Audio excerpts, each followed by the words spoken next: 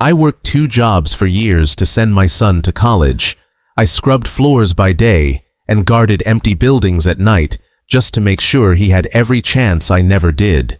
But on the day of his graduation, when I walked up to him with pride in my heart, he looked me straight in the eyes and said, "You're embarrassing. Don't sit with my friend's parents." My world shattered in that moment. He humiliated me in front of everyone. Yet that very night, he came home in tears, begging me for help. If this story has already pulled you in, don't forget to subscribe to the channel and let me know in the comments where you're watching from. I'd love to hear your story too. My name is Henry Lawson.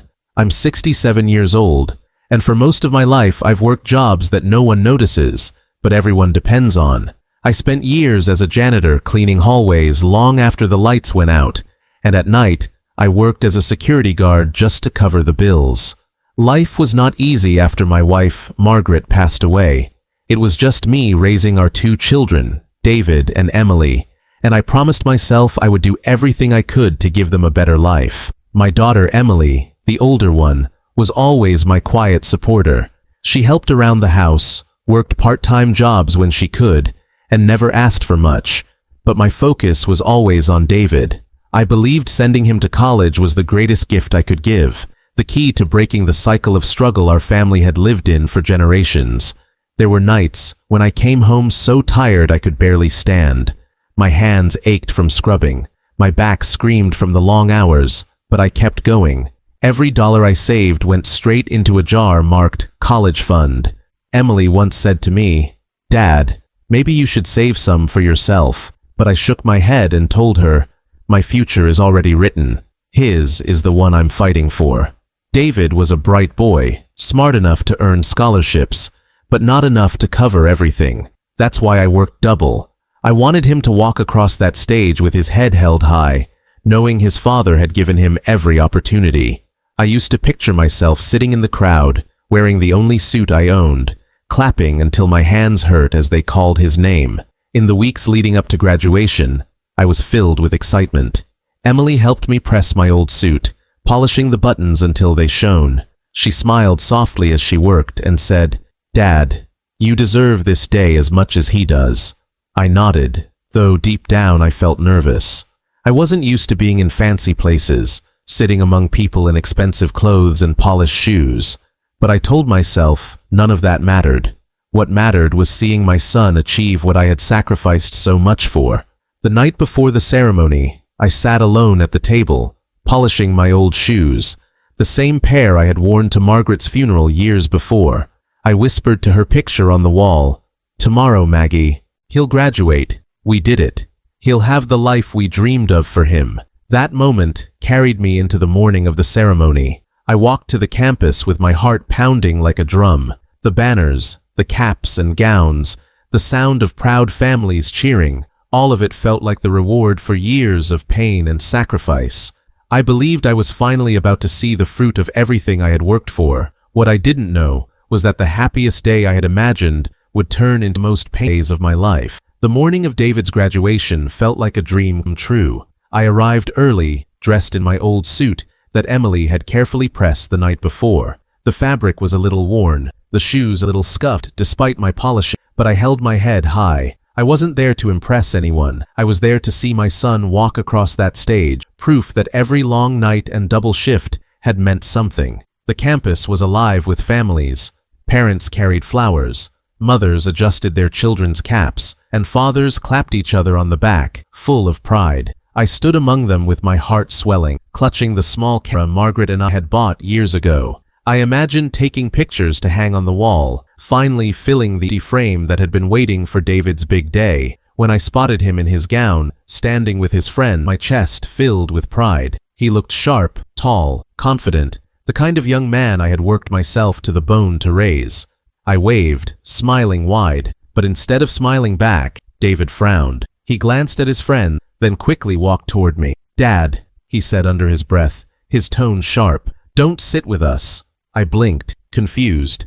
"What do you mean, son? I thought we'd sit together. Your sister and I." He cut me off, glancing over his shoulder at the group of dressed in suits and designer dresses. "You'll embarrass me. Look at you. My friends' parents are all professionals. doctors, lawyers. Just don't sit with us. Sit in the back or something. The words hit me like a knife. I felt my throat, my hands trembling. For a moment, I thought I had misheard him, that maybe he was nervous and speaking out of stress. But the cold look in his eyes told me every word. David, I whispered, my voice breaking. I worked 2 jobs to get you here. I wanted to sit with the family, to be part of this day. He shifted comfortably, his face hardening. Dad, please, just don't make a scene. I'll come find you. After Emily had been walking behind, holding a small bouquet of flowers she had bought with her own money. She froze when she heard him, her eyes wide with shock. David, how can you say that to Dad? He sacrificed everything for you. David looked at her quickly, embarrassed. Emily, not now. Just do what I'm asking. Please. I could see the pain in Emily's eyes. She clutched the flowers tighter, her knuckles white, but she stayed silent. She knew that arguing in that moment would only make things worse. I nodded slowly, forcing myself to swallow the lump in my throat. All right, son, I said quietly. I'll sit in the back. The words tasted bitter, but I couldn't bring myself to fight him. This was his day, and if my presence was truly an embarrassment, I would bear that pain alone. I walked to the farthest row, away from the proud parents snapping photos, and sat down. Emily sat beside me, her jaw clenched, her eyes wet. She whispered, Dad, you don't deserve this. You deserve to be right up front, where everyone can see you. I gave her a weak smile and patted her hand. It's all right, sweetheart. Sometimes love means swallowing your pride. When David's name was called, I stood and clapped softly, my hands shaking. My heart swelled with pride despite the humiliation. I wanted to cheer loudly, to shout his name, but I couldn't. My voice caught in my throat as I watched him shake hands with the dean and pose for pictures, surrounded by applause. From where I sat, it felt like I was a stranger watching someone else's son succeed. Around me, other parents cheered proudly, snapping photos and calling out. I watched them hug their children, their faces glowing with joy. I sat back down, my chest heavy, trying to hold back tears. The camera lay untouched in my lap. When the ceremony ended, families rushed forward to take pictures. I stood back, watching David smile with his friends and their parents. Doctors, lawyers, businessmen, all standing tall beside their children, while I remained in the shadows. Emily tugged my arm gently, her voice breaking. Dad, let's just go. He doesn't want us here. We walked back to the car in silence. The bouquet Emily had carried drooped in her hands. Neither of us said much, but I could feel her anger and sadness radiating beside me. I kept my eyes forward, forcing myself not to break down in the parking lot. Back at home, I sat at the kitchen table staring at Margaret's photo. I did everything for him, I whispered, and today he told me I was an embarrassment. My chest ached with a mix of sorrow and confusion. How had all my sacrifices turned into shame in his eyes? Emily sat across from me, tears streaking her face. Dad, she said softly, he doesn't see it now, but one day he will. He has to. Her words gave me a small flicker of hope, but that night I still felt broken. I had never imagined the proudest day of my life would also be the loneliest. That night, after the graduation ceremony, the house was quiet. Emily had gone to her room, too upset to talk, and I sat alone in the kitchen with Margaret's photo propped on the table. The bouquet Emily had brought for David lay wilted in the sink, forgotten. I stared at the camera I had carried all day, still empty, not a single photo taken. My chest ached with the kind of heaviness you feel when your heart has been broken in two. I thought about everything I had done for David, the double shifts, the years of exhaustion, the countless nights where I came home just long enough to grab a sandwich before heading to my next job. I remembered eating ramen so he could have a better lunch, skipping doctor's visits because tuition was due, sleeping in chairs when I couldn't afford a proper bed for both kids. And yet, standing in front of his friend's parents, he had looked at me like I was something to be ashamed of. Part of me wanted to march into his room when he came home and let him have it. I wanted to shout, to tell him how ungrateful he was, how deeply he had hurt me. But as the hours passed, my anger turned into something else, sadness. And then, strangely, Clarity. Emily came back into the kitchen after a while, her face red from crying. She sat across from me and whispered, "Dad, you don't deserve this. You gave him everything. Why does he treat you like you're nothing?"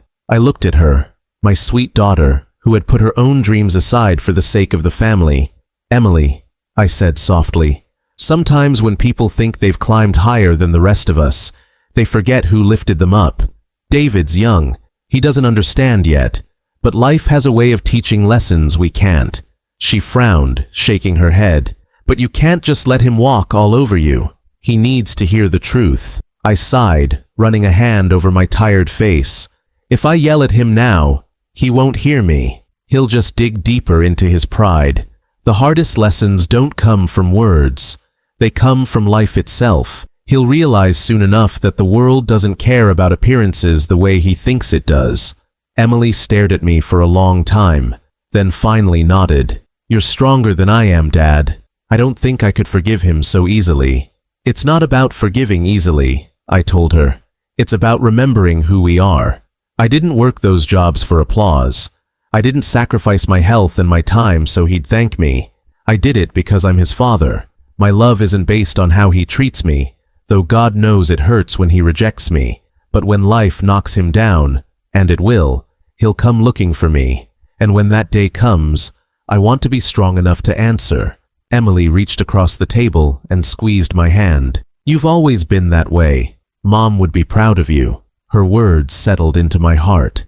I looked again at Margaret's photo and whispered, "I'll keep holding the line, Maggie, just like we promised each other when they were little. No matter what." The next morning, I went about my routine. I brewed coffee, folded laundry, and fixed a loose step on the porch. Outwardly, life looked the same, but inside, I felt different. Something had shifted. The humiliation at the graduation hadn't broken me. It had clarified me. I realized that my worth was not defined by David's opinion, nor by the judgmental glances of his friends' parents. My worth was in the sacrifices I made, the love I gave, and the steady presence I provided even when I was overlooked. Throughout the day, Emily kept checking on me, her eyes worried. At one point she said, "Dad, you're taking this better than I expected." I smiled faintly. "Emily, I've lived long enough to know that pride always comes before a fall. Your brother thinks he's above me right now, but life has a way of humbling us all. When that happens, he'll remember who stood by him. He'll remember who was always there." And as the day turned into evening, I felt something I hadn't expected. Not bitterness, not revenge, but patience. I knew the story wasn't over. My son had wounded me deeply, but the road of life is long, and storms have a way of finding us. When that storm reached David, I would be there, not because he deserved it, but because I was his father. That night, I lay down with a quiet strength in my heart. I didn't know how soon it would happen, but I was certain. David's prideful moment at graduation was not the end of our story. The world was about to teach him a lesson far harsher than any words I could have spoken, and when it did, he would come to me, not as the son who pushed me away, but as the son who finally realized where his true anchor was. That night after the graduation, I couldn't sleep. I lay awake in bed staring at the ceiling, Margaret's picture on the nightstand beside me. Her smile, forever frozen in that frame, gave me a kind of comfort, but my chest still ached. My son had humiliated me in front of everyone, and yet, instead of anger, what I felt most was sorrow. I wondered if all my years of sacrifice had been wasted. I had given him everything, and in return, he gave me shame. I finally drifted off close to midnight, but just a few hours I woke to the sound of the front door slamming. Heavy footsteps echoed in the hallway, and then I heard muffled sobs. First, I thought when I sat up, the crying grew louder. I walked into the living room, and there he was, David, still in his cap tucked under his arm, his face streaked with tears. I just stood there, stunned. This was not the proud, arrogant young man me aside earlier in the day. This was my son, broken and lost. He looked up at me with red, swollen eyes. "Dad, I need your help." I felt my heart squeeze. Part of me wanted to remind him of his words, of how he had called me an embarrassment, of how he had told me to sit at the back. But the sight of him standing there in tears silenced all of that. He wasn't my prideful son in that moment. He was a child again, desperate for the only person he knew he could turn to. "What happened, son?" I asked gently. motioning for him to sit. He dropped onto the couch, his hands covering his face. His shoulders shook as he tried to catch his breath. "Dad, I messed up. I didn't tell you because I didn't want to disappoint you, but I failed one of my core classes. The diploma they gave me today was just for show until the credit is cleared. Everyone else was celebrating, and I was lying. I don't even know if I'll be able to graduate for real." I sank into the chair across from him, my heart breaking all over again. So much of his arrogance suddenly made sense. He wasn't just ashamed of me, he was ashamed of himself. He kept going, his words tumbling out. "I tried to hide it. I thought I could fix it before you found out. But the truth is, I don't know what I'm doing. The student loans are piling up.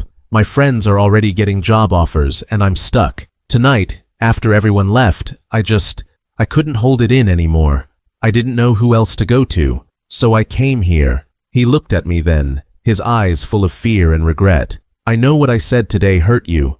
I know I treated you like nothing, but I was scared, Dad. I thought if I admitted the truth, you'd think I was a failure. And instead of being honest, I lashed out at the one person who's always been there for me." The words cut deep, but they also unlocked something inside me. For years, I had carried the weight of keeping this family together. I had endured exhaustion, loneliness, and sacrifice because I believed one day it would all be worth it. And here, at last, was the moment I realized why I had done it. Not for recognition, not for applause, but for this.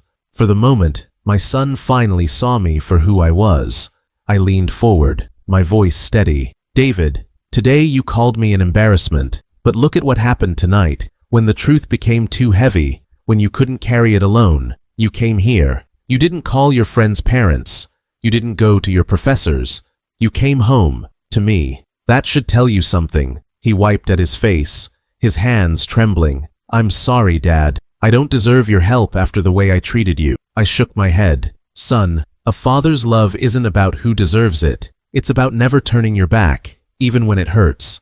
Yes, you humiliated me today. Yes, my heart broke. But that doesn't change. I am your father, and as long as I'm alive, I'll be here when you—" David broke then. He slid from the couch onto the floor at my feet, his hands clutching my knees as he sobbed like a little boy. Emily, who must have heard the noise, came into the room and froze at the sight. Tears filled her eyes as she whispered, "David." He turned to her, his voice cracking. "I'm sorry, I've been so blind. I pushed both of you aside and you were the only ones who cared." Emily walked over and knelt beside him, wrapping her arms around both of us.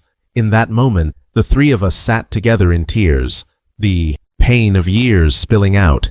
For the first time in a long time, I felt something shift. My son was finally stripped of his pride, finally seeing the truth. He didn't need a father who looked like a lawyer or a businessman. He needed the father who had sacrificed everything, the one who would always be his anchor.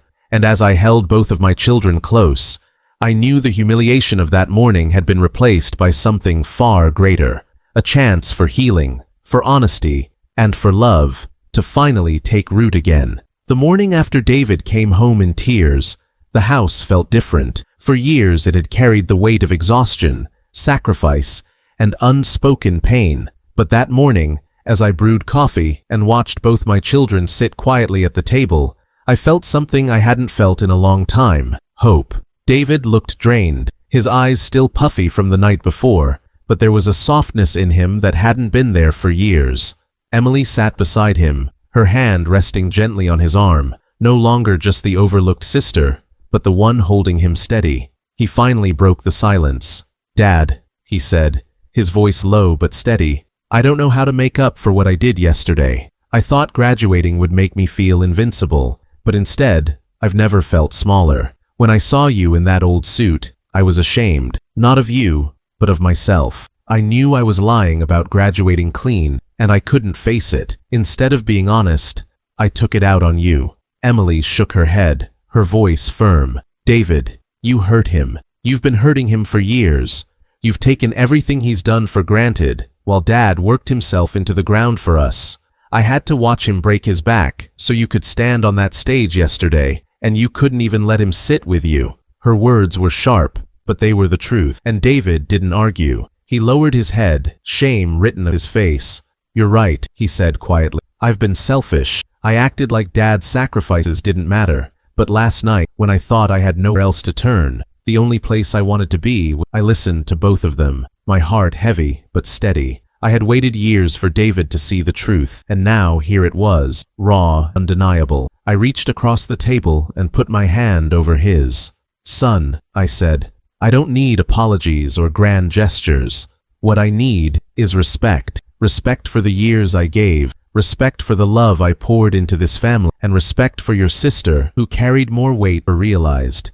If you can give us that, then we can move forward." He nodded, tears brimming in his eyes. "I can, Dad. I promise I will." Over the weeks that followed, I saw change. David enrolled in summer classes to retake the course he had failed, determined to truly earn his degree. He picked up a part-time job to help cover his own expenses, a small step toward responsibility. He began to spend more time at home, not hiding in his room, but sitting with Emily and me, asking about our days. At first, it felt awkward, like he was learning how to be a son and a brother again, but slowly, it became real. One evening, as we sat on the porch watching the sun dip below the trees, David turned to Emily and said, "You were right. I've been blind. You gave up so much to help Dad, and I never even thanked you. I should have noticed how hard you worked." Emily's eyes softened, and for the first time in years, she smiled at him without bitterness. "Thank me by never treating him that way again," she said, pointing toward me. David nodded, his expression earnest. For me, the real victory wasn't in his words, but in his actions. He began to see us, truly see us, not as the people he was ashamed of, but as the people who had carried him when he couldn't carry himself. Looking back now, I see the lesson clearly. You can pour your life into raising a child, but they may always recognize your sacrifice, want them to. Pride, fear, and insecurity can blind them. But life has a way of stripping away illusions and showing the truth. My humiliation at that graduation was one of the hardest, but without it, David may never have broken down his pride. Sometimes pain is the doorway to transformation, and as for she is no longer in the shadows. She is the daughter who stood beside me, wood, the one who reminded me of my worth. I nearly forgot it. If Margaret were here, she would look at her and say, "That's my girl. I am proud of her beyond words." Now, when I sit at the kitchen table and see both of my children together, I no longer feel the crushing weight of disappointment. I feel peace. Not because everything is perfect, but because we faced the truth together and came out stronger. If this story touched your heart, make sure to subscribe to the channel and let me know in the comments where you're watching from. I'd love to hear your story too.